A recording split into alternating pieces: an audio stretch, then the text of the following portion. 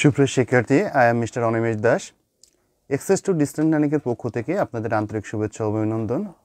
আজকে মূলত বিএবিএসএস প্রোগ্রামের বাংলা ভাষার ট্যুর ক্লাসটি নেব।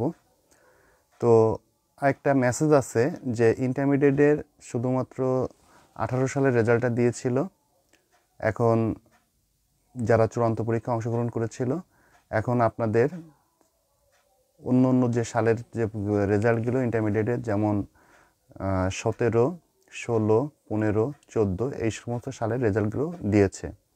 আপনারা অনলাইনে ঢুকবেন, www.bouexam.bd.com ঢুকলে আপনারা রেজাল্টটা দেখতে পারবেন। তো এটা ছিল আজকের সর্বশেষ একটা মেসেজ। তো আজকে বিএবিএসএস প্রোগ্রামের একটা প্রশ্ন সম্পর্কে, বাংলা প্রশ্ন সম্পর্কে আলোচনা করব। আর একটা মেসেজ আছে যে বিএসসি ইন ইঞ্জিনিয়ারিং, এটার হচ্ছে পরীক্ষার একটা রুটিন পাবলিশড হয়েছে সম্ভবত। আপনারা যারা বিএসসি ইন ইঞ্জিনিয়ারিং সাবজেক্টে আছেন তারা ওই রুটিনটা নেট থেকে ডাউনলোড করে নেবেন, এটা বাউবির ওয়েবসাইট থেকে ডাউনলোড করে নেবেন। তো আজকের প্রশ্নটা হচ্ছে গিয়ে বাংলা ভাষা একের একটি প্রশ্ন, এবং প্রশ্নটা খুবই গুরুত্বপূর্ণ একটি প্রশ্ন। প্রশ্নটা আপনারা খুব ভালো করে মুখস্থ করবেন এবং বোঝার চেষ্টা করবেন। পুরো ক্লাসটি আমার সাথেই থাকুন এবং দেখতে থাকুন ক্লাসটি। তো প্রশ্নটি হচ্ছে গিয়ে সাহিত্যের শ্রেণীবিভাগ সম্পর্কে যা জানেন নিজের ভাষায় লিখুন।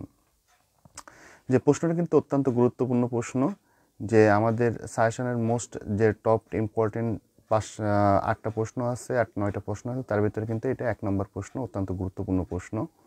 তো আপনারা জানেন হয়তো আপনাদের যে 4টা প্রশ্ন লেখা লাগে, 8টা প্রশ্ন থাকে বড় প্রশ্ন, এখান থেকে 4টা প্রশ্ন থাকে। তাই এই প্রশ্নটা কিন্তু খুব গুরুত্বপূর্ণ একটা প্রশ্ন। প্রশ্নটা যদি না পড়ে থাকেন, প্রশ্নটা পড়বেন। তো এই একটা প্রশ্নের অনেকগুলো অল্টারনেটিভ প্রশ্ন থাকে। তা এই প্রশ্নটা হচ্ছে গিয়ে যে সাহিত্যের শ্রেণীবিভাগ সম্পর্কে যা জানুন নিজের ভাষায় লিখুন, অথবা সাহিত্য বলতে আমরা কি বুঝি সাহিত্যের শ্রেণীবিভাগ আলোচনা করুন, অথবা সাহিত্য কি সাহিত্যের শ্রেণীবিভাগ আলোচনা করুন, অথবা সাহিত্যের শ্রেণীবিভাগ সম্পর্কে বিস্তারিত আলোচনা করুন। তাই একটা প্রশ্নে কিন্তু 3 থেকে 4টা অল্টারনেটিভ প্রশ্ন থাকে। এই 4 থেকে 5টা অল্টারনেটিভ কিন্তু আপনারা দেখবেন, এবং প্রত্যেকটা প্রশ্ন কিন্তু এই একটা প্রশ্নতেই লেখা যাবে। আচ্ছা, এই প্রশ্নটা আমরা প্রথমে আপনারা লিখতে গেলে প্রথমে আমরা জানি বা আপনাদের বলেছি যে আপনারা খাতায় 1 স্কেল পরিমাণ মার্জিন টানবেন বামে এবং ডানে, তারপরে প্রশ্ন লেখা শুরু করবেন। এখানে ক বিভাগ লিখে 1 নং প্রশ্নের উত্তর লেখা শুরু করবেন। তো এখানে প্রথম প্রশ্নটা হচ্ছে যে এই প্রশ্নটা সম্পর্কে এখন আমি ব্যাপকভাবে আলোচনা করছি। তো প্রশ্নটা হচ্ছে, সাহিত্য হচ্ছে মানুষের সৃষ্ট শিল্প।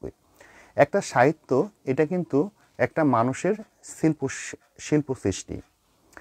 সাহিত্য ব্যাপক ও বিচিত্র একটি ধারণা। এই সাহিত্যটার পরিধি কিন্তু ব্যাপক, এটা কিন্তু পরিমাপ করা যায় না, যে সাহিত্যের পরিধিটা কিন্তু ব্যাপক এবং বিচিত্র একটা ধারণা। ভাবের সাথে ভাষার এবং পাঠকের হৃদয়ের সাথে লেখকের হৃদয়ের।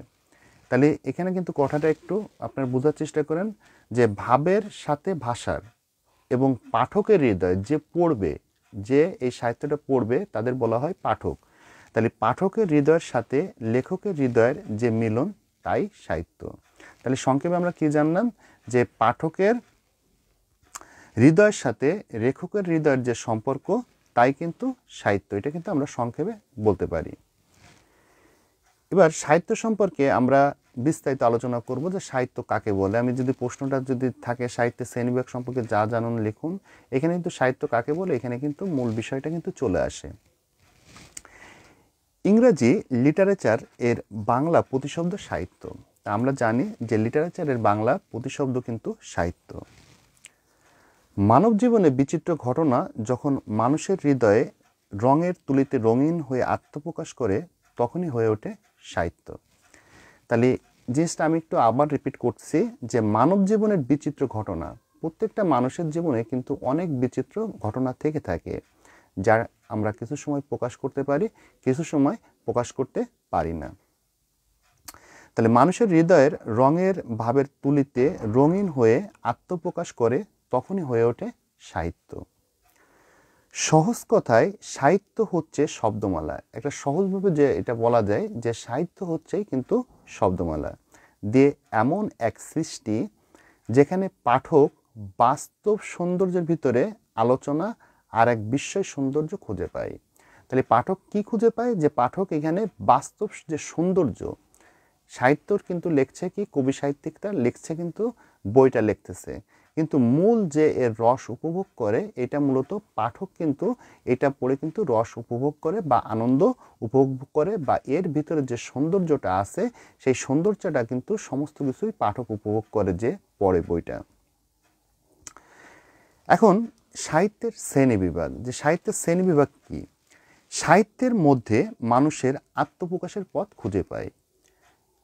একটা সাহিত্যের মধ্যে কিন্তু একটা মানুষ তার আত্মপ্রকাশের পথ কিন্তু খুঁজে পায়। সাহিত্যিক তার আত্মপ্রকাশের মাধ্যম হিসেবে সাহিত্যের কোনো একটি শাখা বেছে নেন। যে সাহিত্যিক মানে যে সাহিত্য রচনা করে তাকে বলা হয় সাহিত্যিক বলা হয়। যে সাহিত্যিক তার আত্মপ্রকাশ, তার মনের যে আত্মপ্রকাশ করে, আত্মপ্রকাশের মাধ্যম হিসেবে সাহিত্যের একটি শাখা বেছে নেন। আমরা সাহিত্যকে সাধারণত শ্রেণীবিভাগ করলে 5টা ভাগে ভাগ করতে পারি। একটা হচ্ছে কবিতা, 2 নম্বর হচ্ছে ছোট গল্প, 3 নম্বর হচ্ছে উপন্যাস, 4 নম্বর হচ্ছে নাটক ও প্রহসন, এবং 5 নম্বর হচ্ছে প্রবন্ধ। এখন প্রত্যেকটা বিষয় সম্পর্কে আমি আলাদা আলাদাভাবে আলোচনা করব। কবিতা, বাংলা সাহিত্যের আদি শাখা হচ্ছে কবিতা। যে বাংলা যে সাহিত্য এর আদি যে শাখা, আদি বলতে কি পুরাতন অনাদিকাল ধরে যেটা চলে আসছে, মানে আদি অনেক আগে, তাহলে বাংলা সাহিত্যের আদি শাখা কবিতা। মানব মনের ভাবনা, কল্পনা, অনুভূতি রঞ্জিত যথাবিহিত শব্দ সম্ভারের বাস্তব সুষমামণ্ডিত চিত্তাত্মক ও ছন্দময় রূপ লাভ করে, তখনই তাকে কবিতা বলা হয়। অনেক কঠিন কথা, আমি কথাটা আরেকবার বলছি। যে মানব মনের মানে মানুষের যে মন, মানব মনের ভাবনা, আমাদের প্রত্যেকের মনের কিন্তু আলাদা আলাদা চিন্তা শক্তি, কল্পনা, ভাবনা আছে। তাহলে কল্পনা বা ভাবনা যখন অনুভূতি রঞ্জিত, যেটা আমরা অনুভূতি করতে পারি, হৃদয় থেকে অনুভব করতে পারি, অনুভূতি রঞ্জিত যথাবিহিত শব্দ সম্ভারে, যথাবিহিত একটা শব্দের সম্ভার হইতে হবে, মানে অনেকগুলো শব্দ হইতে হবে, শব্দ সম্ভারে বাস্তব সুষমামণ্ডিত চিত্তাত্মক ও ছন্দময় রূপ লাভ করে, তখন তাকে কবিতা বলে। এটা কিন্তু অবশ্যই ছন্দময় রূপ লাভ করতে হবে, তখন তাকে কবিতা বলা হয়। এখন চলে আসবো ছোট গল্প। আপনারা হয়তো ছোট গল্পের নাম শুনেছেন, যে ছোট গল্পটা কি জিনিস। ছোট গল্প সাহিত্যিক সর্বকনিষ্ঠ, এই যে সাহিত্যিক এর সর্বকনিষ্ঠ জনপ্রিয় ও মুখ্য মাধ্যম। এটা সাহিত্যিকের একটা জনপ্রিয় একটা মুখ্য মাধ্যম। যে ছোট গল্পটা কিন্তু সংক্ষেপে একটা গল্প হয়। আমরা একজন মনীষীর একটা ছোট একটা সংজ্ঞা ব্যাখ্যা করি। ইয়ে পৌ বলেন, যে গল্প অর্ধ হইতে 1 বা 2 ঘন্টার মধ্যে এক নিঃশ্বাসে পড়িয়া শেষ করা যায় তাকে ছোট গল্প বলে। এই যে লেখক বলতেছে কি, যে ইয়ে পৌ বলছেন কি, যে গল্প অর্ধ হইতে 1 ঘন্টা, অর্ধ বলতে আধা ঘন্টা বা 1 বা 2 ঘন্টার মধ্যে এক নিঃশ্বাসে পড়িয়া শেষ করা যায় তাকে ছোট গল্প বলে। মানে যে গল্পটা শ্রুতি মধুরভাবে সুন্দরভাবে অল্প সময়ের ভিতরে পড়া যায় তাকেই ছোট গল্প বলে। এখানে ছোট গল্পের প্রকৃতি, গঠন রীতি সম্পর্কে কবিগুরু রবীন্দ্রনাথ ঠাকুর তার সোনারতরী কাব্যের বর্ষাযাপন কবিতায় সর্বাপেক্ষা একটা সুন্দর সংজ্ঞা দিয়েছেন। সেই সংজ্ঞাটা কিন্তু একটা কবিতা লাইনে, তো কবিতার লাইনটা এটা 12টা লাইনের একটা কবিতা আছে।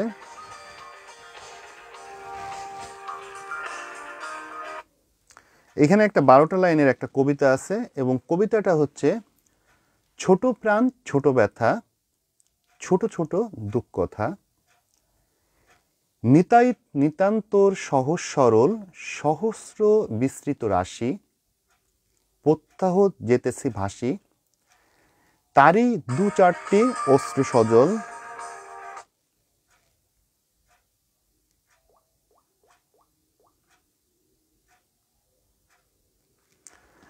তারই দু একটি অশ্রু সজল, নাহি বর্ণনার ছটা, ঘটনার ঘনঘাটা। নাহি তত্ত্ব নাহি উপদেশ, অন্তরে অতৃপ্ত রবে, সঙ্গ কবি মনে হবে।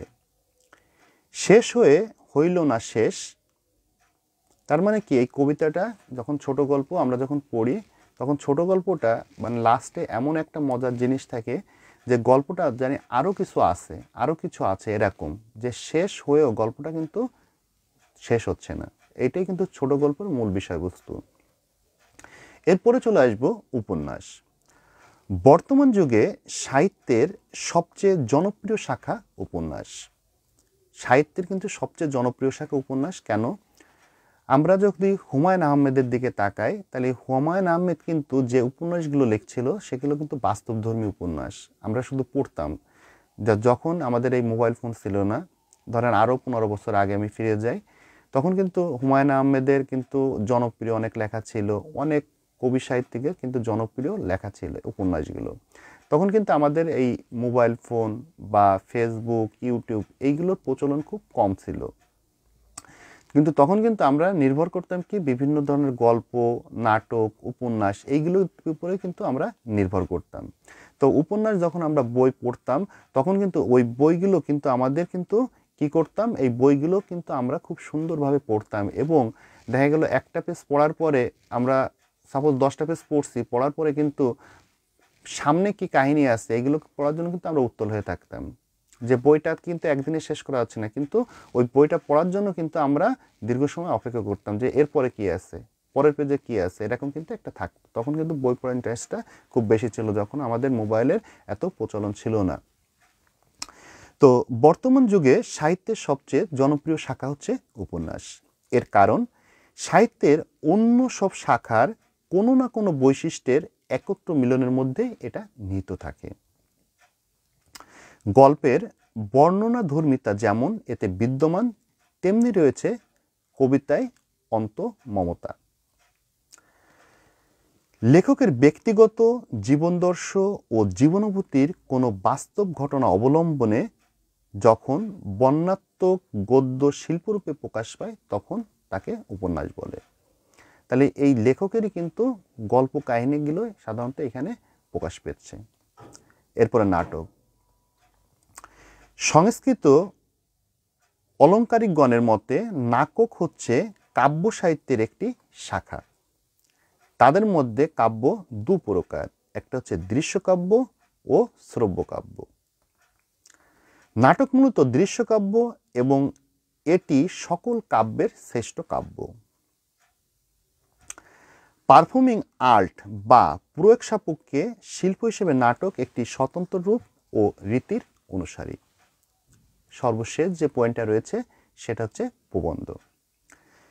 সাধারণ কল্পনা ও বুদ্ধিবৃত্তিতে আশ্রয় করে লেখক কোনো বিষয়বস্তু সম্বন্ধে যে আত্মসচেতনতা বা আত্মসচেতন নাতিদীর্ঘ সাহিত্যরূপ সৃষ্টি করেন তাকে প্রবন্ধ বলে। আমি একটু বিষয়টা একটু বুঝিয়ে বলছি যে সাধারণ কল্পনা, আমাদের প্রত্যেকের কিন্তু একটা কল্পনা শক্তি আছে, একটা চিন্তা শক্তি আছে, একটা ভাবনা শক্তি আছে।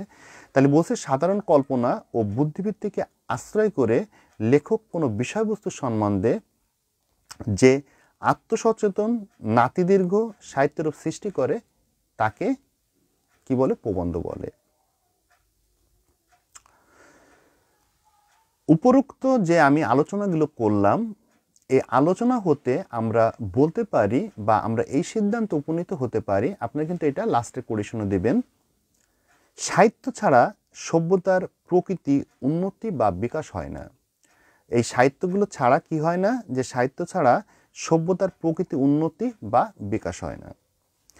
সমাজ সভ্যতার বিবর্তনের ধারায় মানুষ ক্রমান্বয়ে তার জীবনযাপন, জীবনের উপভোগ ও সূক্ষ্মতর প্রকাশের প্রয়োজনে বিভিন্ন আঙ্গিকের ও বিভিন্ন শ্রেণীর সাহিত্য সৃষ্টি হয়েছে। সময়ের পরিবর্তন ও সাহিত্য ধারার বিবর্তনে যুগে যুগে সমৃদ্ধ ও পূর্ণাঙ্গ হয়ে বিশ্ব সাহিত্যের সাথে সাথে বাংলা সাহিত্যের ভাণ্ডারও। তো সুপ্রিয় শিক্ষার্থী, আমি অনিমেষ দাস আজকের মতো বাংলা ভাষা 1 ক্লাস থেকে বিদায় নিচ্ছি। আমরা রাষ্ট্রবিজ্ঞান এবং ইংলিশের পরবর্তীতে কিছুক্ষণ পরে আমরা ক্লাস নিব। ইংলিশের কিছু বিষয়বস্তু সম্পর্কে আমরা টিপস দিব। তো পুরো লাইভটি দেখার জন্য আপনাদের ধন্যবাদ। ভালো থাকবেন, সুস্থ থাকবেন এই কামনায়।